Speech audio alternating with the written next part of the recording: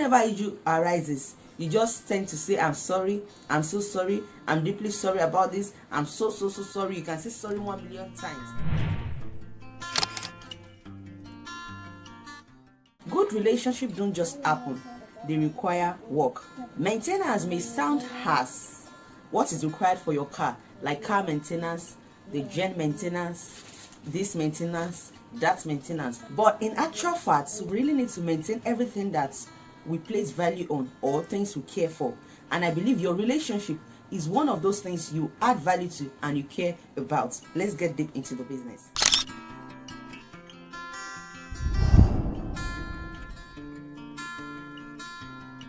Hi, hello, welcome back to my channel. This is Esther Roya Olowo-Okere, and today I'll be talking about maintaining your relationship. It's so vital that after wooing that girl you love and after her saying yes to get engaged with you or saying yes to tie the knot in the altar, you need some tips in maintaining or to maintain your relationship, and that is what we'll be discussing today. Number one way of maintaining a proper or an ideal relationship is communication. Communication is so vital in our relationship, and it is necessary and essential for an healthy relationship. Communication is so important in all kinds of relationship. We all need to understand how to listen properly, how to interpret words, how to give meaningful answers to such words, and how to understand body language or gesture. Being able to pay proper attention to your spouse, you would understand when they are stressed out. You know, someone that is stressed out, the way the person will attend to some things will be different from someone that just woke up from bed. There are two different things. We need to understand the way we communicate to our spouse or our partner when they are stressed.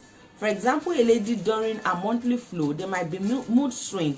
You don't need to really take anything into heart because she might not be meaning whatsoever is coming out of her then. And that is where it comes out that you really know your partner. Proper listening involves some things. It's not just keeping quiet or nodding your head or saying That is not a proper listening. When you are listening properly, you need to be able to paraphrase what that person says, or you need to be able to ask questions, like to understand, to make sure that you really get the person point. For example, if I'm talking to you like, I love to eat cheese, then if you want to show me that you get what I'm saying, it's not like you say or you nod your head.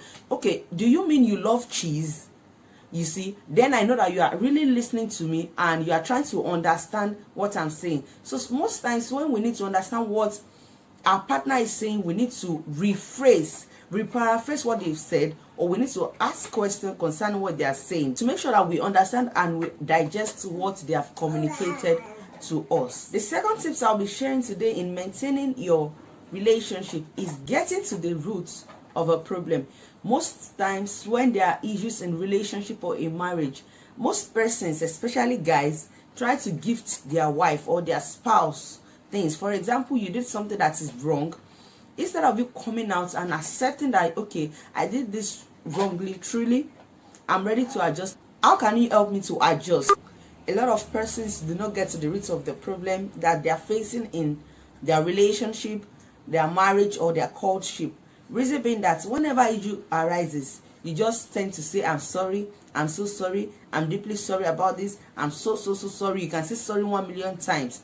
Instead of you two getting to sit together to analyze why I don't like this. You know, some ladies will complain, I don't like this guy with you. I don't like. It's not like the lady hates that guy. Sometimes you need to really know the reason why she said she doesn't like that guy. She might be saying the guy in another way. You are not saying the guy.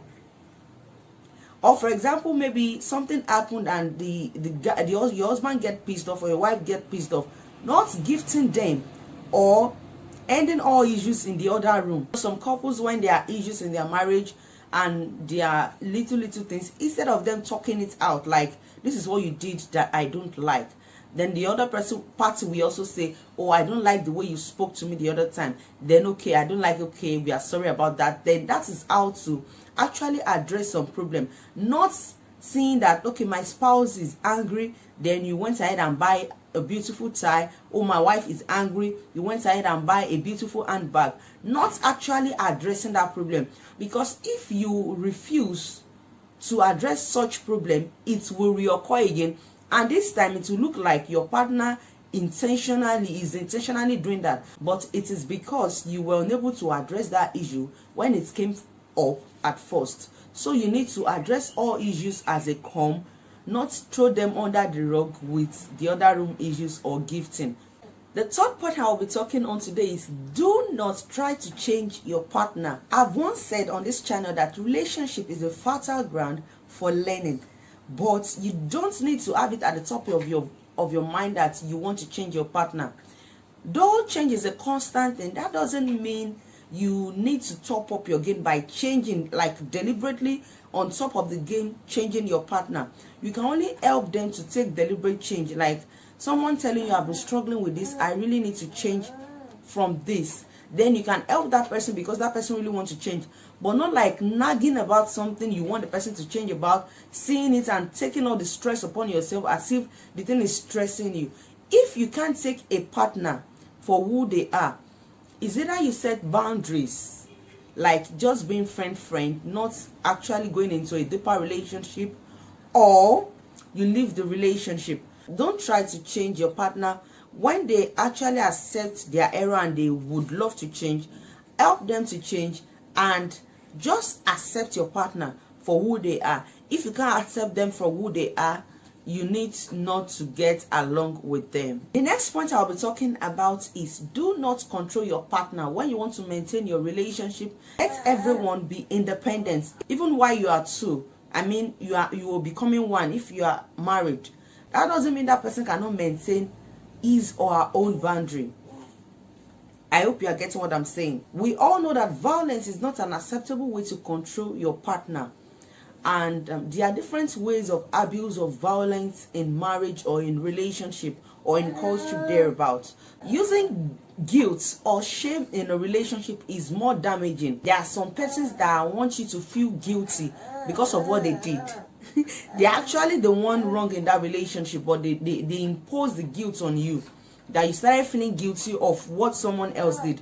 Those kind of persons are not healthy partners, and you need to actually help them to grow out of that because they've not grown. They are not emotionally matured.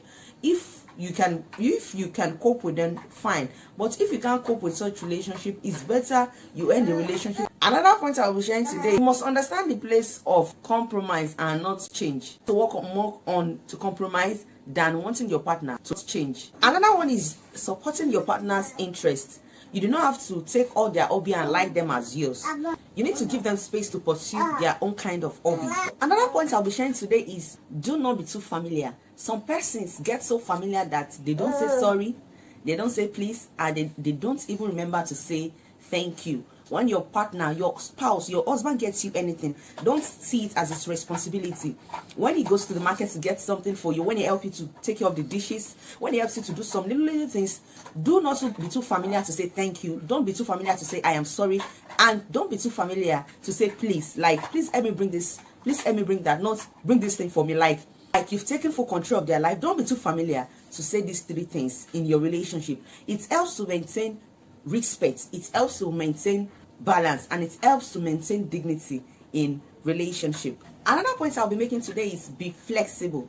Not every differences will be resolved. There are some things that you won't just blend with in your partner, and that might be one of those things that draw you two together at the onset of your relationship. Just know your partner differences, accept their difference, let them accept yours too. Sometimes you just need to disagree to agree, or to agree to disagree. Just accept your partner for who they are and help your relationship to grow better. Always be willing to listen to your spouse's point of view, even when it is your difference. Sometimes you just need to agree to disagree or disagree to agree, and make sure you listen to your partner points or your spouse points of view. Lastly, don't forget to date each other. Don't forget those time outs. Even when the kids are there, take them along. They don't spoil anything. Or better still, if you can take them somewhere with any family friend that you know and you trust so much.